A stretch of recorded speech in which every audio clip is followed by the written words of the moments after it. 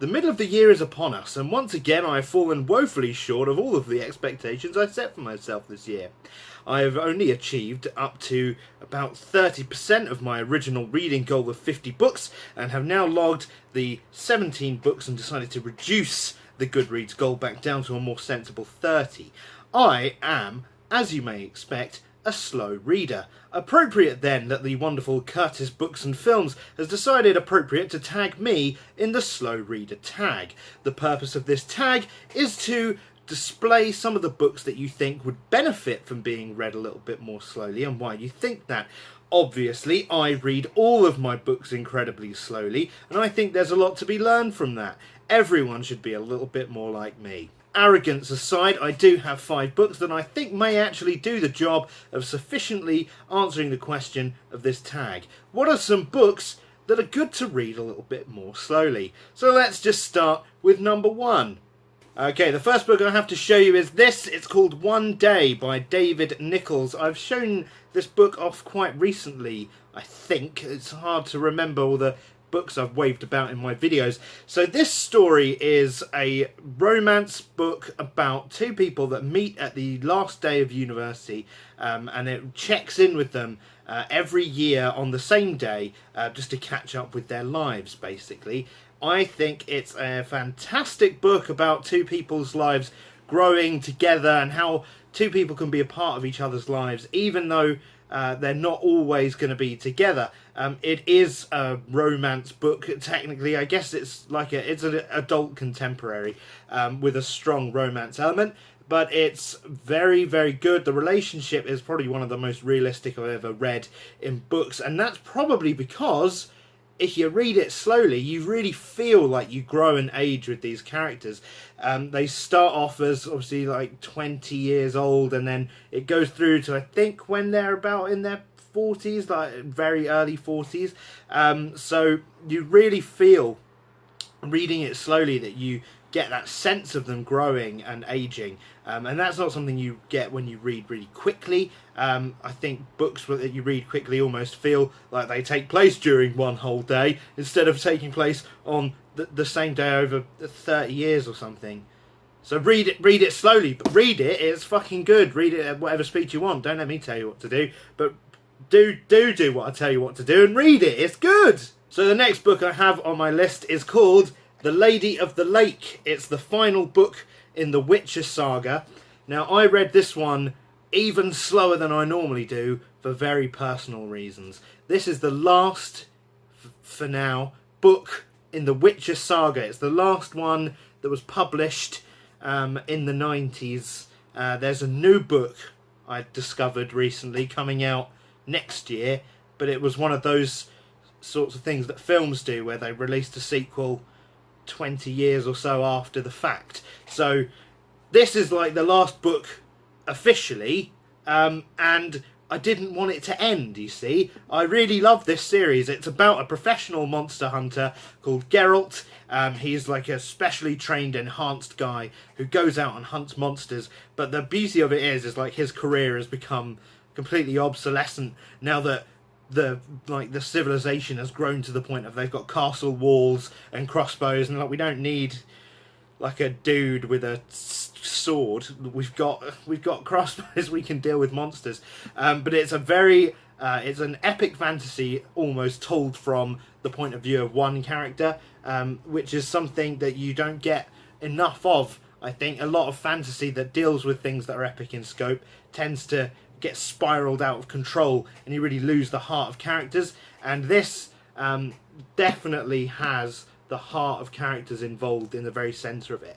And the reason that I think it would be great to read really slowly is that you get to really experience all those different characters and personality beats, and when you're reading it quickly, I think you lose a lot of sort of character personality that comes out through dialogue. If you're just spanning your eyes over the page, you really lose a lot of that, like the way people say things and things. Like you can really, if you read slowly, build up a character in your head and then play them out with the words they're saying, and that is a really fun thing to do, especially with a book like this. So go out and read the whole series. Go on, go and do it. Next book on my list is Consider Phlebas by Ian M. Banks. This is a star-spanning science fiction epic following the adventures of a guy called Gerge Morat something. That's the next book. It's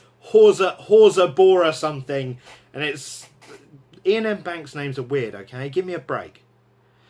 So this book is about a guy who is like he's in a war. He's a special agent in a war. He's been given a job, but on the way to doing this job, he gets waylaid and has all these sorts of different adventures. It's the first book that Ian M. Banks wrote for the Culture series, and so I think what he wanted to do was do like a whistle-stop tour of all the ideas that would come up throughout the series going forward. It really introduces you to a lot of the concepts that he plays with. It's really good.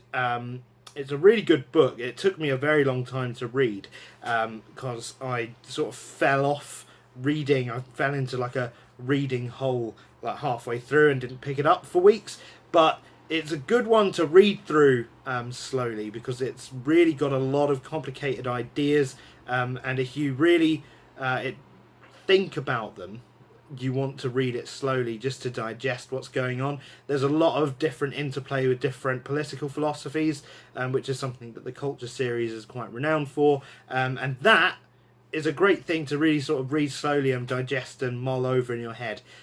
So yeah, consider Phlebas, consider it, putting it on your TBR. That works, that's good, that's sort of a pun. Next book on the list, The Shannara Sword, The Sword of Shannara by Terry Brooks. This one I read really slowly for bad reasons.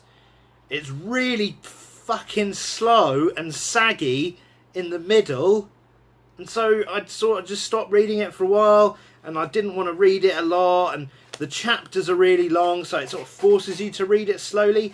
But at the same time, if you're going to read it, you do kind of want to read it slowly, because it's one of those sprawling epics. It doesn't lend itself to a quick reading pace. As I say, the chapters are very long.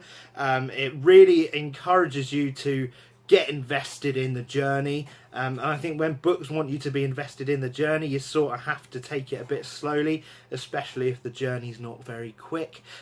You do get a lot out of thinking about the world. It's an incredible, it's a really clever idea for a world. Basically, the idea is that there was a nuclear war like thousands and thousands of years ago, and then out of that grew a fantasy kingdom. So like there's now magic and stuff, and there's elves and humans and trolls, but that's like the remnants of humanity. So you do sometimes come across things like half melted skyscrapers that are just in the ground, and they're like, oh, what's this ancient ruin? And it's pretty fun in that respect. The downside is this book in particular is like a real riff on Lord of the Rings, and so it's just sort of plodding along your journey, and the characters aren't great.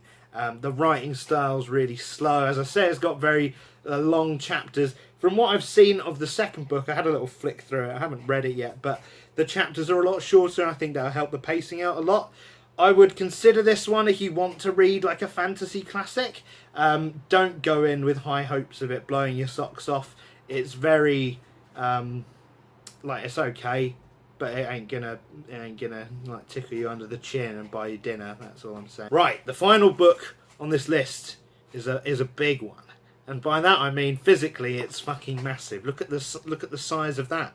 That's like a textbook big. It's called House of Leaves. It's by Mark Z. Danielewski.